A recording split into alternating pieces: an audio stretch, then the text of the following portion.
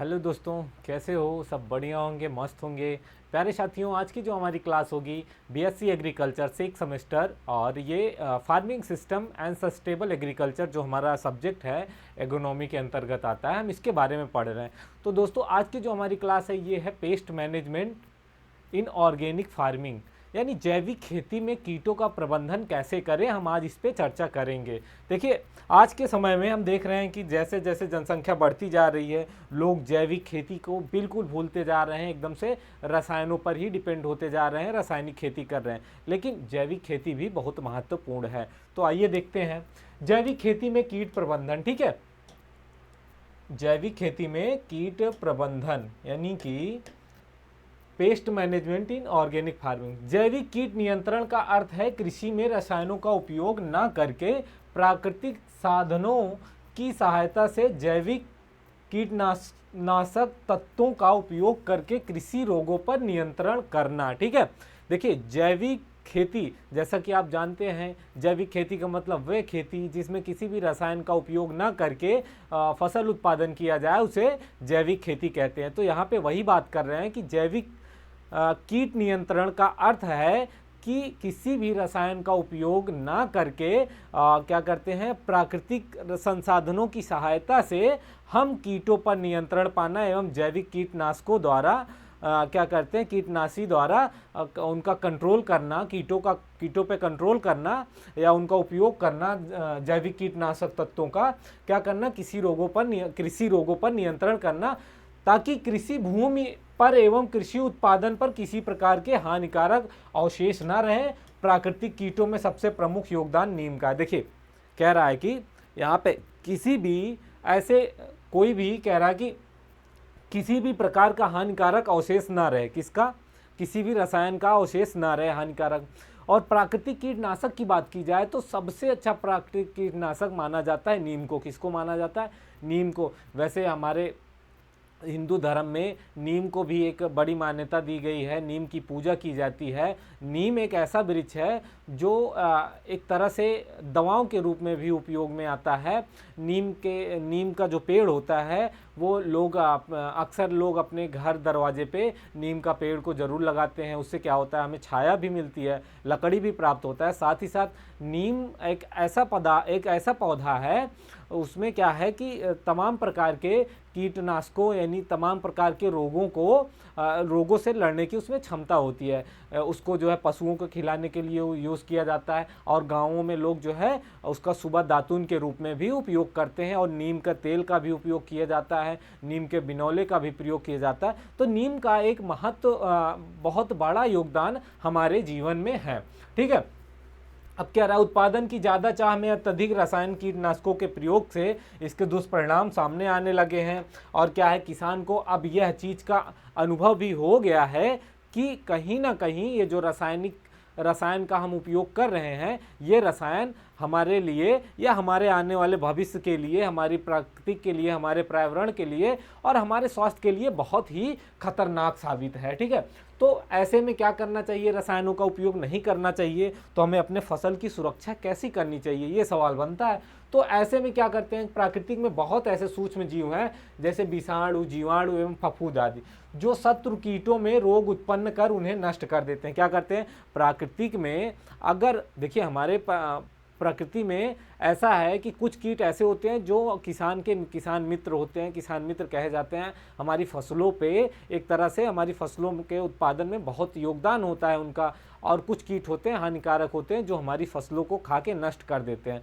तो यहाँ पे जो मित्र कीट होते हैं जो हमारे प्रकृति में हैं, अगर हम जो है क्या करते हैं, अगर हम रसायन का उपयोग करते हैं तो वो जो हानिकारक कीट हैं उनके साथ साथ हमारे जो मित्र कीट हैं वो उनकी भी क्या एक तरह से कह ले उनकी भी मृत्यु हो जाती है। उससे क्या होता है, होने वाले लाभ से हम वंचित रह जाते हैं। हानिकारक कीटों और रोगों से छुटकारा सूक्ष्म जीवों की मदद से पा सकते हैं। कैसे पा सकते हैं?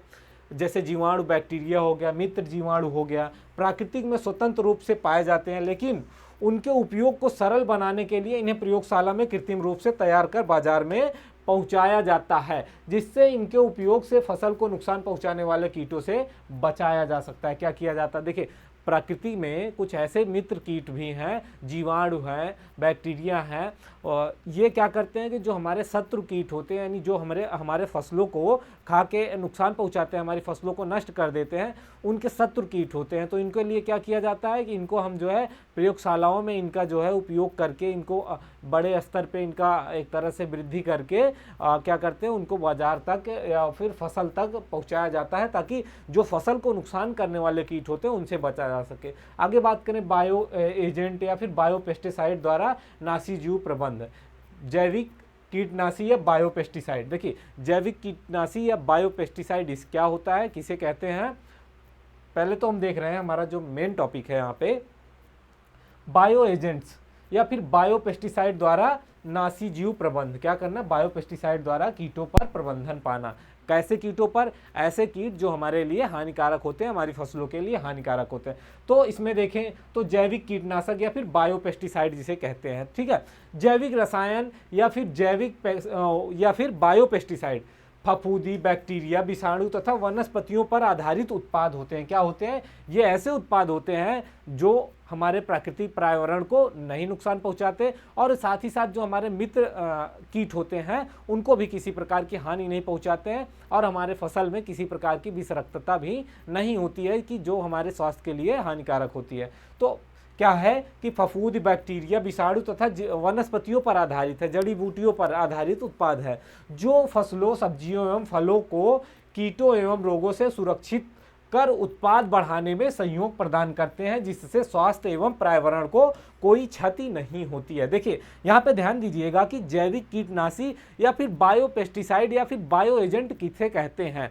तो बायो एजेंट या फिर जैविक रसायन या फिर जैविक कीटनाशी या फिर बायो पेस्टिसाइड, ये क्या होते हैं, ये फफूंदी, बैक्टीरिया, जीवाणु तथा वनस्पति पर आधारित क्या होते हैं, उत्पाद होते हैं, जो हमारे फसलों एवं सब्जियों को कीटों एवं रोगों से क्या करते हैं, सुरक्षित करते हैं, और साथ ही साथ इनके उपयोग से हमारे पर्यावरण में किसी भी प्रकार का हमारे पर्यावरण में कोई दुष्प्रभाव नहीं पड़ता, ना ही हमारे या फिर मानव स्वास्थ्य पे कोई दुष्प्रभाव पड़ता है। तो ये हो गया जैविक कीटनाशी या फिर जैविक बायो एजेंट।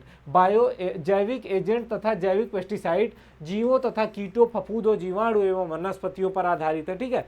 तो यहाँ पे अभी हमने पहले चर्चा की, थोड़ा सा मिस हो गया हमको लगता है।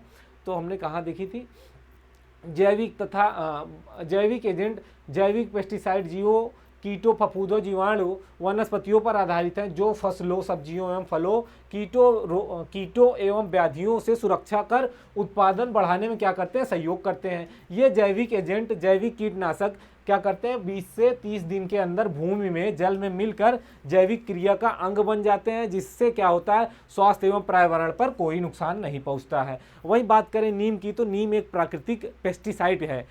क्या कह सकते हैं, नीम एक प्राकृतिक पेस्टिसाइड है जिसमें एजाडिरेक्टिन एवं सैलिनिन तत्व पाए जाते हैं, जो फसलों को कीड़ों द्वारा खाने से बचाता है तथा फसलों को सुरक्षा प्रदान करता है। इसका तेल, खली एवं पत्तियां पौध संरक्षण एवं कीट नियंत्रण में की जाती है। देखिए, हमने अभी भी बात करी थी कि नीम का एक बहुत बड़ा रोल है या बहुत महत्वपूर्ण योगदान है हमारे जीवन में, मानव जीवन में। तो नीम मानव के लिए तो उपयोगी होने के साथ साथ हमारी जो फसल होती है उनके लिए भी उपयोगी होती है। नीम की जो पत्तियां हैं, नीम की खली है, नीम का तेल है, तो क्या करते हैं, इसको हम कीटनाशकों द्वारा जो कीड़े होते हैं जो हमारी फसलों पे लगते हैं, उनसे भी ये रक्षा करती है हमारी फसलों की, उन कीड़ों से भी बचाता है। तो जैविक कीटनाशक से लाभ की बात करें तो जीवों एवं वनस्पतियों पर आधारित उत्पाद होने के कारण जैविक कीटनाशक लगभग 1 माह में या फिर 20 से 30 दिन में, लगभग 20 से 30 दिन में क्या होता है, 20 से 30 दिन में क्या होता है, भूमि में मिल जाता है और फिर अपघटित हो जाता है भूमि में। इसका कोई भी अंश अवशेष नहीं रहता है। यही कारण है इन्हें पारिस्थितिकी मित्र के रूप में भी जाना जाता है। क्या होता है कि जो रसायन होते हैं या जो रासायनिक तत्व होते हैं वो जल्दी क्या होते हैं कि जल्दी नष्ट नहीं होते हैं। वो एक तरह से हमारी फसल में ज़मीन में चले जाते हैं, मिट्टी में, और उसके बाद वो फसल अवशेषित कर लेती है। फसल में जो हमारा उत्पाद प्राप्त होता है उसमें कहीं ना कहीं उसके अंश रहते हैं। तो वह जो रसायन होता है वह हमारे स्वास्थ्य के लिए बहुत हानिकारक होता है। वहीं जैविक की बात करें तो जैविक जो है यह 1 महीने में लगभग भूमि में मिलकर अपघटित हो जाता है। जैविक कीटनाशक केवल लक्षित कीटों एवं बीमारियों को मारते हैं, जबकि रासायनिक कीटनाशकों से मित्र कीट भी हो जाते हैं। देखिए, जो जैविक कीटनाशक है, जैविक कीटनाशक का उपयोग एक तरह से हम कह लें तो जिन कीटों को मारने के लिए करते हैं पार्टिकुलर, उन्हीं पर वो असर करता है। लेकिन ये जो रासायनिक होते हैं, रसायन जो होते हैं, ये हमारे शत्रु कीटों के साथ साथ मित्र कीटों को भी क्या करते हैं, नष्ट कर देते हैं। तो इससे जो है हमारे एक तरह से हमें क्षति होती है।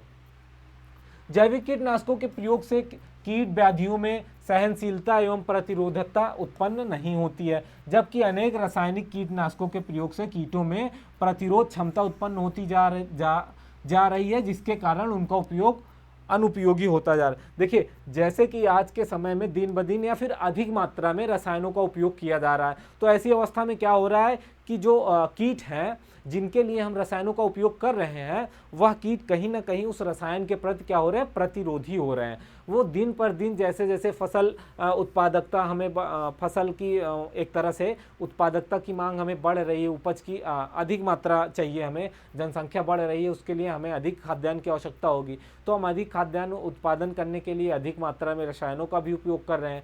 तो जब रसायनों का उपयोग कर रहे हैं तो उसी तरह से अधिक मात्रा में कीट भी बढ़ते जा रहे हैं। तो ये कीट जो हैं, ये कीट बढ़ते जा रहे हैं, तो ये कीट जो हैं ये कहीं ना कहीं एक तरीके से प्रतिरोधी होते जा रहे हैं हमारे रसायनों के प्रति। इनकी क्षमता, प्रतिरोध क्षमता बढ़ती जा रही है, ठीक है, जिसके कारण इनका उपयोग जो प्रयोग है अनुपयोगी हो जा रहा है। हम क्या कर रहे हैं कि फिर जब ये कीटों पर नियंत्रण नहीं हो रहा तो हम अधिक मात्रा में रसायनों का प्रयोग कर रहे हैं और उसका साइड इफेक्ट हमारे पर्यावरण और उसके साथ साथ मानव स्वास्थ्य पर भी पड़ रहा है।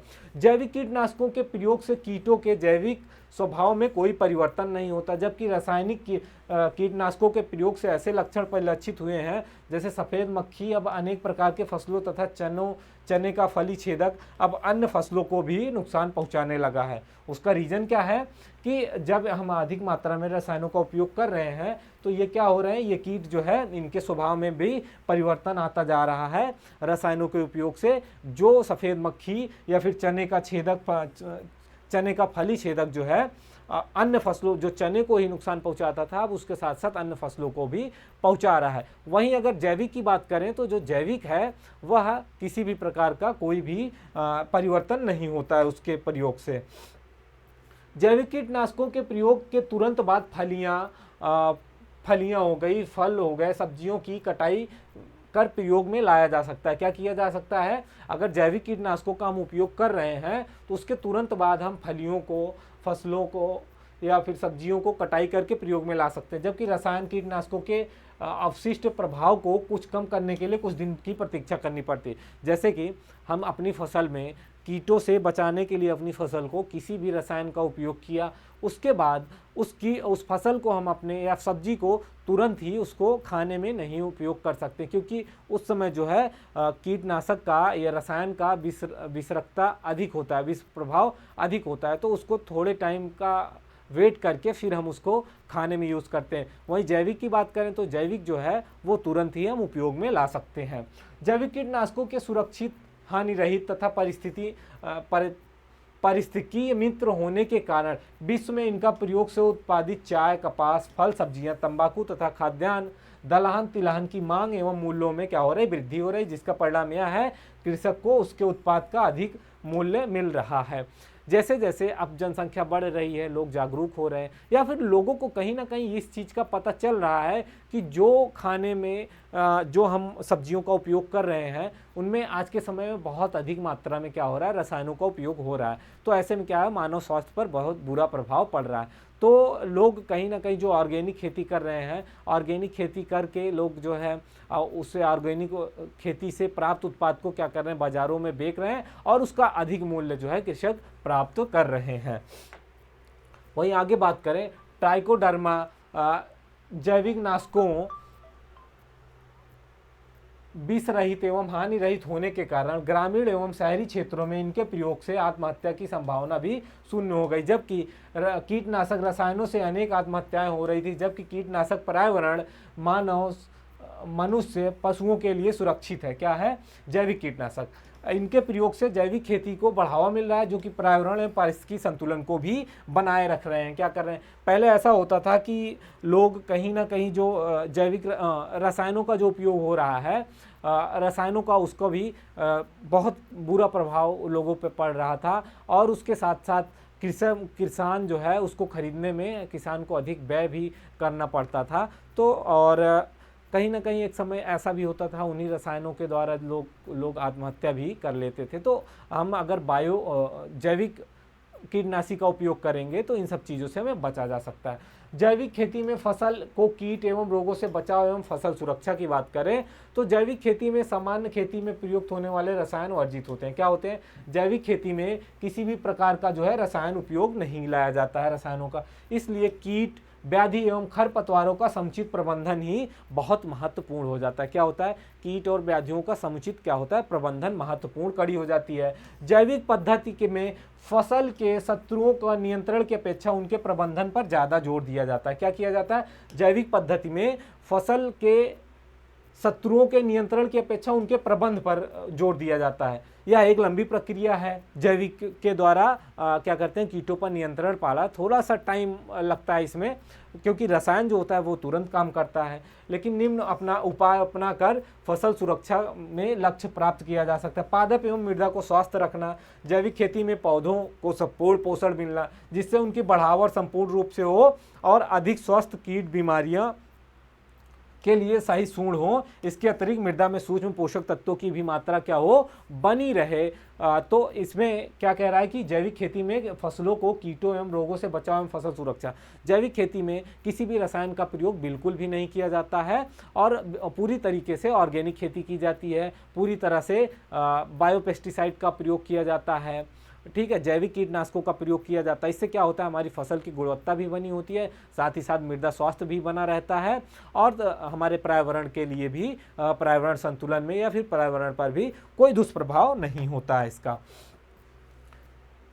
क्या करते हैं, इसका निवारण विधियां अपनाना। निवारण का अर्थ है कीट अथवा बीमारियों की रोकथाम या फिर उन्हें दूर रखना। देखिए, जो निवारण की बात करें, नियंत्रण की बात करें तो यहाँ पे कह रहा है कि कीटों अथवा बीमारियों को रोकथाम या फिर उन्हें दूर रखने के लिए कुछ उपाय काम में लिए जाते हैं। क्या कौन कौन से उपाय हैं, जहाँ तक संभव हो रोग कीट प्रतिरोधी प्रजातियों को लगाना चाहिए। क्या करना चाहिए, हमें कीटों से या फिर रोगों से बचने के लिए ऐसी प्रजातियों का चयन करना चाहिए जो कीट और रोग प्रतिरोधी हों, ठीक है।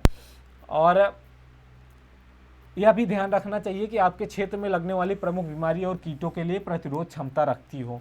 स्वस्थ एवं स्वच्छ बीज का उपयोग करें। बहुत सी बीमारियों के जीवाणु होते हैं उसका वाहक बीज ही होता है, बीज में ही अनेक प्रकार की बीमारियां या फिर खरपतवार के अंश होते हैं, तो इसका भी हमें ध्यान रखना चाहिए जब हम फसल की बुआई कर रहे हों तब, ठीक है। बीज किसी प्रकार की बीमारी से न ग्रसित हो। समुचित फसल पद्धति अपनाएं, फसल चक्र एवं सहफसली खेती का उपयोग करें और बीमारी कीटों व खरपतवारों से वे छुटकारा दिलाता है। निराई गुड़ाई सिंचाई इत्यादि उचित कृषि क्रियाओं को समय से अपनाने पर क्या होता है, पौधे स्वस्थ रहते हैं और उसमें बीमारियां कम लगती हैं। बीमारी व कीट नियंत्रण से प्रभावित पौधे उनके अवशेषों को क्या करना चाहिए, नष्ट कर दें। ऐसे पौधे जो किसी भी बीमारी या किसी भी प्रकार के कीट से ग्रसित है तो उस पौधे को क्या करना चाहिए, वहां से निकाल के नष्ट कर देना चाहिए। नियंत्रण का मतलब है बीमारी अथवा कीटों का प्रकोप होने के बाद उसको नियंत्रित करना, यानी कि रोकना। जब नियंत्रण का अर्थ यह होता है कि कोई चीज़ जब शुरू हो जाए उसके बाद उस पर पकड़ करना, उसका बचाव करना, उसको नियंत्रण कहते हैं, ठीक है। तो जैविक खेती में कीट व्याधि नियंत्रण के लिए 3 प्रमुख उपाय अपनाए जाते हैं। कौन कौन से हैं, जैसे प्राकृतिक परभक्षी तथा सूक्ष्म जीवों द्वारा और जैविक कीट नियंत्रण और व्याधियों नियंत्रण हेतु प्राकृतिक शत्रु काफ़ी महत्वपूर्ण सिद्ध होते हैं। ये प्राकृतिक शत्रु 4 प्रकार के होते हैं। कौन कौन से होते हैं, परभक्षी होते हैं, ये जीव अनेक हानिकारक कीटों को क्या करते हैं, खा जाते हैं। और इस श्रेणी में क्या आते हैं, पक्षी, मकड़ी, मेढक और बिरल्स आते हैं। परजीवी, कुछ ततैयाँ व फिर मक्खियाँ कि गिडार दूसरे कीटों पर परजीवी होकर उन्हें नष्ट कर देती हैं, जैसे ट्राइकोडर्मा का प्रयोग इसका बहुत ही अच्छा उदाहरण है, ठीक है। और अगला है कीट व्याधक। इस श्रेणी में वे सूक्ष्म जीव आते हैं जो कीट विशेष के संपर्क में आने पर उनमें बीमारी फैला देते हैं और उसे नष्ट कर देते हैं, जैसे बैसिलस थ्यूरिजीनेस बीटी इसका ही बहुत अच्छा उदाहरण है। सूत्रकृमि, कुछ सूत्रकृमि मृदा में पल रहे हानिकारक कीटों को नष्ट करने में सक्षम होते हैं। देखिए यहाँ पे बात की जा रही है कि कैसे नियंत्रण पाया जा सके। तो प्रकृति में 3 प्रकार के नियंत्रक वाहक हैं, जिसे कह लो जो प्राकृतिक की हैं नियंत्रक वाहक। तो पहला जो है वो परभक्षी है। परभक्षी का मतलब समझ रहे हैं, वे जीव जो अपना भोजन या फिर खुद जो है दूसरे कीड़ों पर खा के अपना जीवन व्यतीत कर रहे हैं और उनको हानि पहुंचा रहे हैं। परजीवी, कुछ मक्खियाँ गिडार ऐसे होते हैं जो दूसरे क्या होते हैं, दूसरे पर जीवित होते हैं, उन्हें नष्ट कर देते हैं। और उसके बाद अगला है कीट व्याधक। तो ये वो श्रेणी के कीट होते हैं जो उनके संपर्क में कोई भी कीट आता है तो उसे क्या करते हैं, ये बीमार कर देते हैं, एक तरह से वायरस फैला देते हैं, उसे बीमारी से ग्रसित कर देते हैं। तो साथियों आज की जो हमारी क्लास वो यहीं पे समाप्त होती है। हम अगली क्लास में मिलेंगे एक नए वीडियो के साथ, नए टॉपिक के साथ। जय हिंद, स्वस्थ रहिए, मस्त रहिए, अच्छे से पढ़ाई करिए। अब आप लोग के एग्ज़ाम भी अगले मई के महीने में या फिर मई के लास्ट में जो है आपके एग्ज़ाम होने हैं, तो आप लोग पढ़ाई शुरू कर दीजिए अभी से, ताकि आपका जो है एग्ज़ाम में अच्छा स्कोर हो सके। जय हिंद।